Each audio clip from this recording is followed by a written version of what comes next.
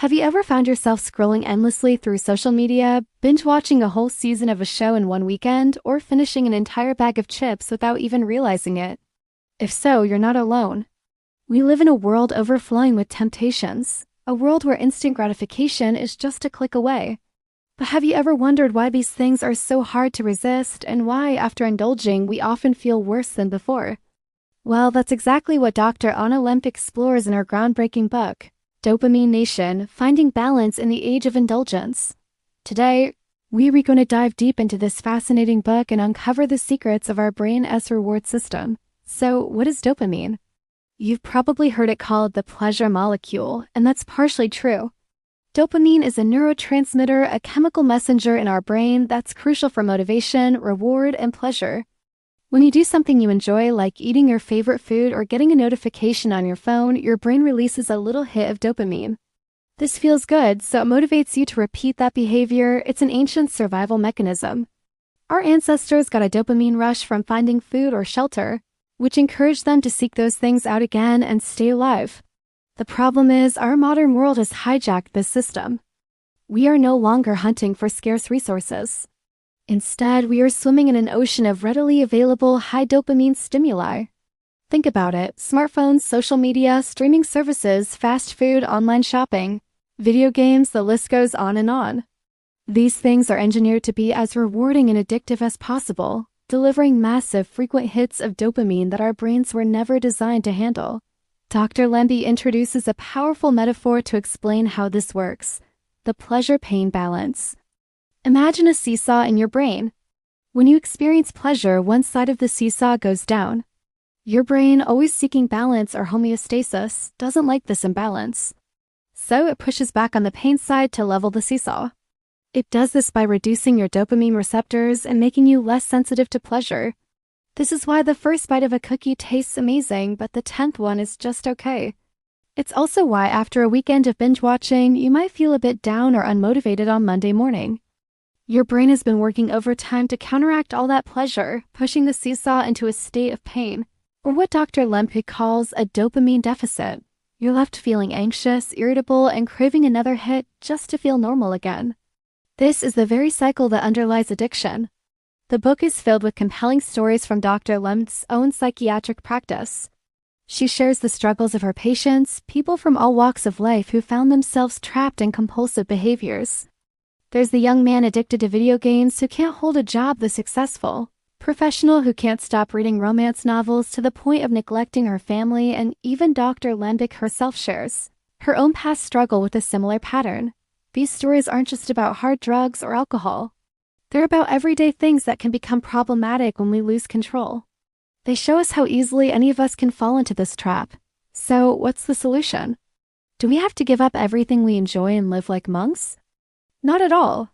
Dr. Lembke offers a practical, science-backed plan to reset our reward pathways and find balance. The first and most crucial step is a dopamine fast. This means taking a break from your specific problematic behavior for a period of time, typically at least 30 days. This could be a break from social media, sugar, video games, or whatever your personal drug of choice is.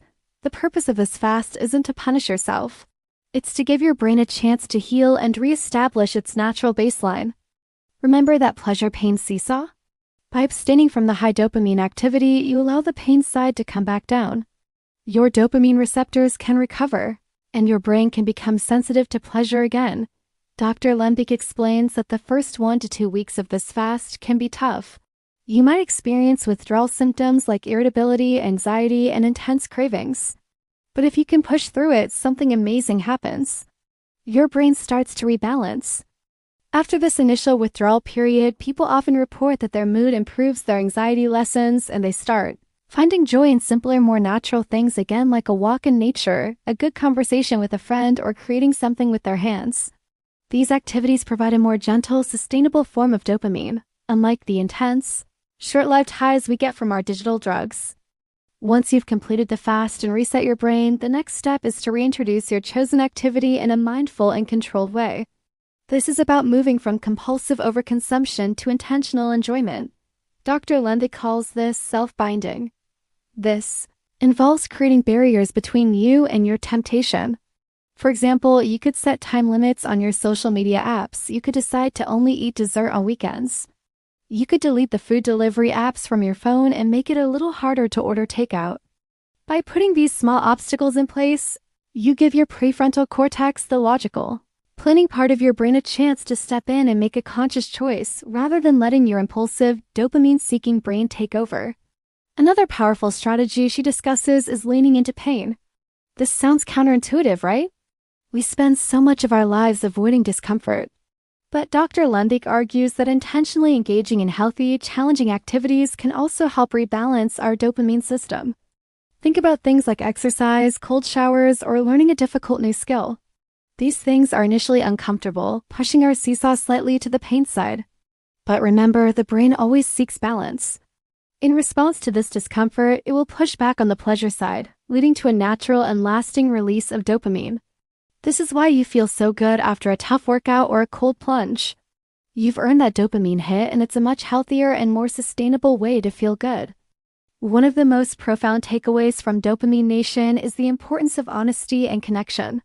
Dr. Lembke emphasizes that telling the truth, both to ourselves and to others, about our struggles is a critical part of recovery. Shame thrives in secrecy.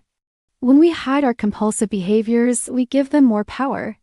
But when we share our experiences with trusted friends, family, or a support group, we break that cycle of shame. We realize we're not alone, and that human connection itself becomes a powerful source of reward, far more fulfilling than any digital fix. Ultimately, Dopamine Nation isn't an anti-technology or anti-pleasure book. It's a guide to navigating the modern world without losing ourselves. It empowers us with the knowledge to understand our own brains and gives us the tools to take back control. It teaches us that true, lasting happiness doesn't come from endlessly chasing the next big high. It comes from finding balance, from rediscovering the joy in simple things, from embracing challenges, and from connecting with the people around us. So if you feel like you're caught in a cycle of craving and consumption, if you want to understand the science behind your habits and learn how to build a healthier, more fulfilling life, I cannot recommend Dopamine Nation enough. It has a truly eye-opening read that could change the way you see the world and your place in it. Thanks so much for watching. If you found this summary helpful, please give it a thumbs up and consider subscribing for more deep dives into fascinating books. Let me know in the comments if you've read Dopamine Nation or if you plan to. I'd love to hear your thoughts. See you in the next video.